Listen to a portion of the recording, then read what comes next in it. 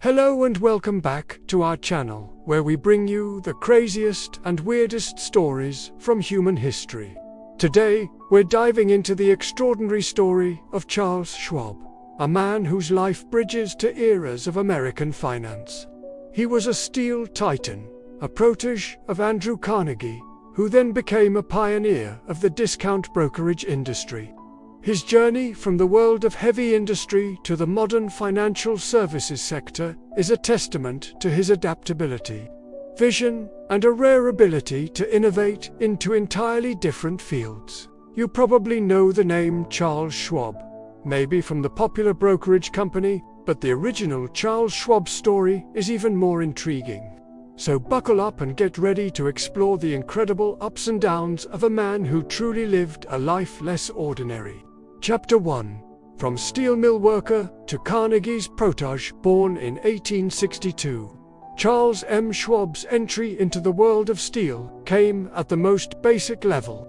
At the age of 18, he secured a job as a stake driver in one of Andrew Carnegie's steel mills. It wasn't exactly glamorous work, but it was a starting point. His daily wage, a meager $1, didn't offer much, but it was enough to fuel his ambition and drive him to excel.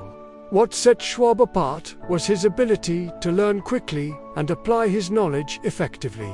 He wasn't content with simply doing a good job.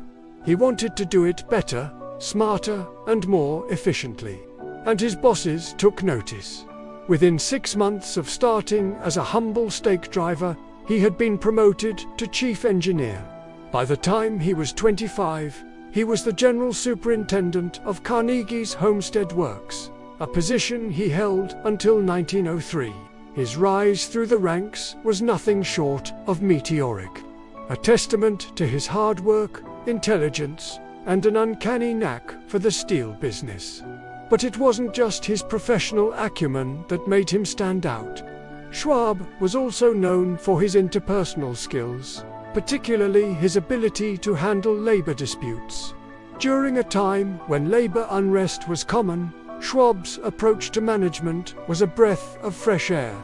He believed in treating workers fairly and with respect, recognizing that their well-being was directly linked to the success of the company. But he wasn't a softie. When push came to shove, he could be firm and decisive. He understood the complexities of labor relations and was adept at finding common ground between management and labor. This unique blend of empathy and firmness made him a respected and trusted figure in the industry. However, it was his mentorship under Andrew Carnegie that truly shaped his career. Carnegie, a legendary industrialist himself, recognized the young man's potential and took him under his wing. The relationship was one of mutual respect and shared values, with Carnegie imparting his wisdom and experience while Schwab brought a fresh perspective and innovative ideas. Under Carnegie's guidance, Schwab became the president of the Carnegie Steel Company, a position he held until he left in 1903. This was not just a job. It was a testament to Carnegie's faith in Schwab's abilities and his alignment with the company's ethos.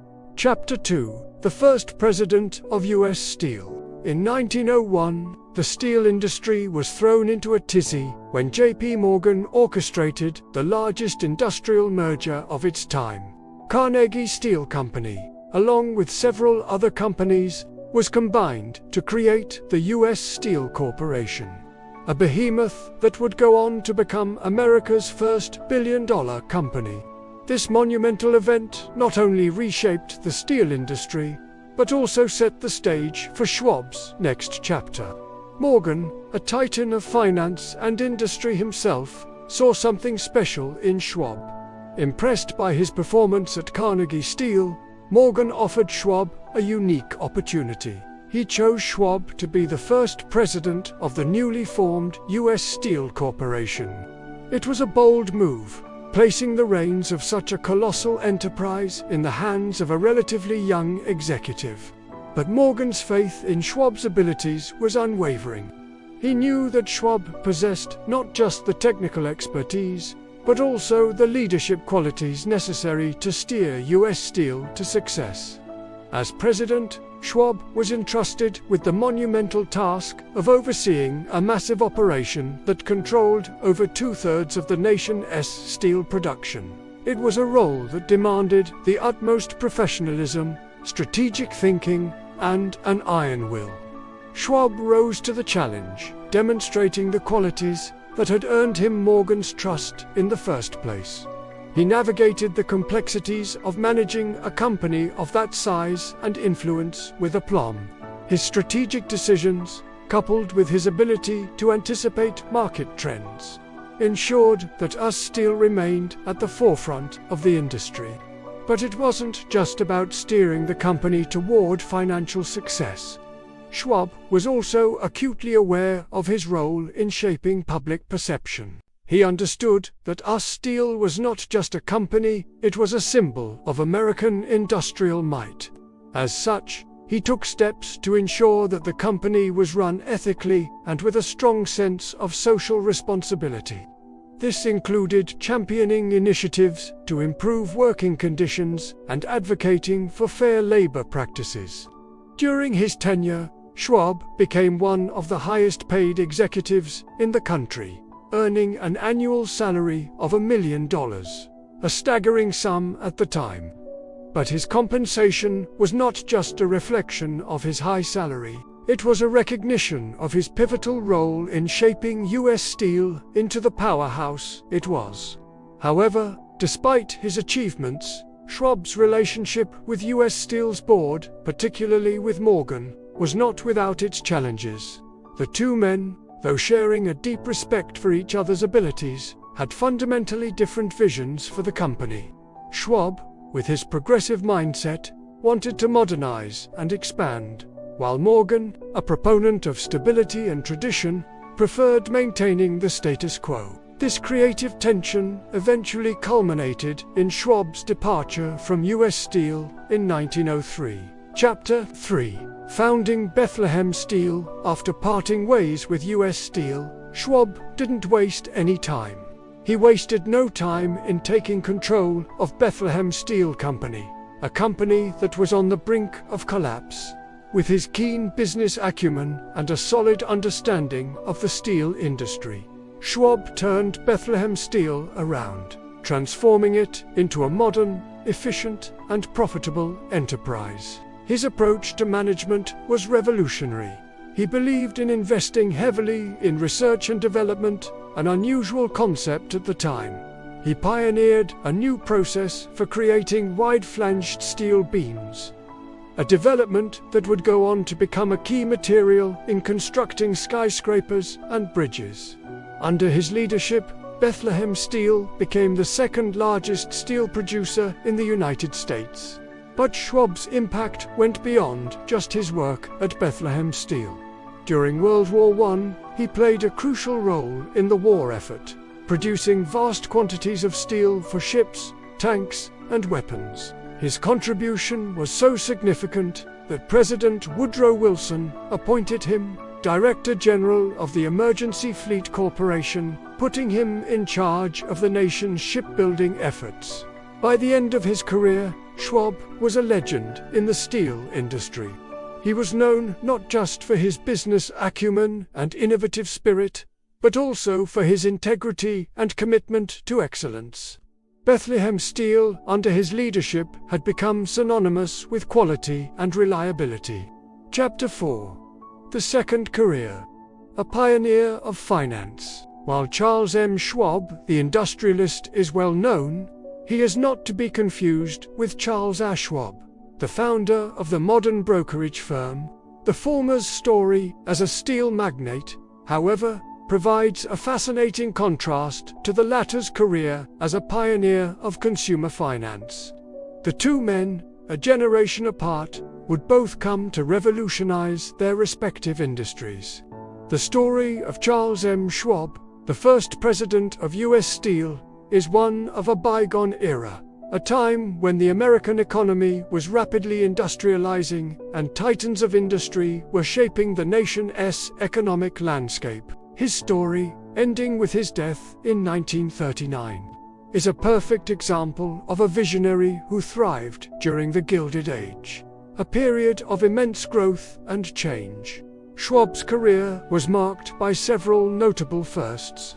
He was the first person to hold a professional engineering position in the United States, serving as the first chief engineer of Carnegie Steel Company. He was also the first president of U.S. Steel, a position he held after the historic merger of 1901. Additionally, he was the first Director General of the Emergency Fleet Corporation, a role he assumed during World War I. These firsts are a testament to his pioneering spirit and his ability to navigate the complexities of the early 20th century industrial and financial world. His professional journey was not just about breaking new ground. It was about shaping industries. He was instrumental in modernizing the steel industry, and his innovations in production methods are still felt today. Similarly, his contributions to the shipbuilding industry during World War I were crucial to the Allied victory. Beyond his professional achievements, Schwab's personal qualities were equally remarkable. He was a man of integrity and honor, a trait that was essential to maintaining public trust in an era when industrialists were often seen as ruthless capitalists. His ability to balance the demands of a rapidly growing industry with the needs of workers and the public was exemplary. He was a true leader who understood the importance of balancing progress with responsibility. Chapter 5: A Legacy of Innovation. Charles M. Schwab's legacy is one of unwavering innovation and a deep understanding of both management and production. He was more than just a businessman. He was an engineer at heart who believed in efficiency and progress. His contributions to the steel industry are monumental, having built the infrastructure that fueled the iconic skyscrapers and bridges of the Gilded Age. While his name may not be as instantly recognizable today as Carnegie's or Morgan's, his contributions to the American steel industry were immense. He helped build the infrastructure that fueled the Gilded Age and left an indelible mark on the fields of industrial management and engineering. His story is a powerful reminder that true success often comes from a combination of hard work, an eye for talent, and a relentless drive to improve. So there you have it, folks. The remarkable tale of Charles M. Schwab, the man who bridged the eras of American finance. If you enjoyed this video, please hit that thumbs up button and share it with your friends. We would love to hear your thoughts in the comment section below. Don't forget to subscribe for more captivating stories from history. Thanks for joining us today.